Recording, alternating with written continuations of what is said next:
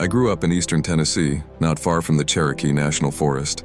When I was 19, my friend Mason and I used to night fish along a creek that cuts through the tree line. The woods out there don't feel empty, they feel aware. One night in late September, around 1 a.m., Mason told me he was heading back to the truck to grab his jacket. He walked off through the brush and I stayed behind, getting our lines untangled. Maybe 3 minutes later, I heard him call out from the trees. "Hey, come here, bring the lantern." But the voice wasn't coming from the trail. It was deeper in the woods. Too far off to be him already. I called back, "You good?" There was a pause, maybe 5 whole seconds. Then, "Yeah, come here." But the voice sounded wrong, flat, like someone replaying Mason's tone instead of speaking.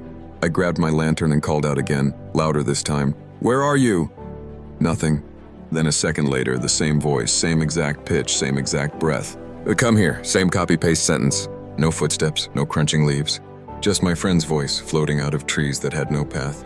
I got a pit in my stomach and started backing toward the creek. 30 seconds later, I saw an actual flashlight coming through the brush behind me, on the real trail. It was the real Mason. He never called me. He never asked me to come into the trees. He hadn't even reached the truck yet.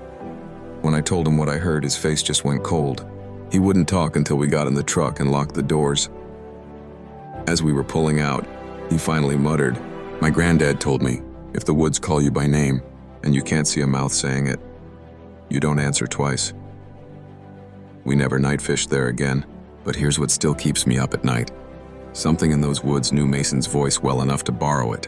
Even the way he breathes between words, and it wasn't calling him, it was calling me.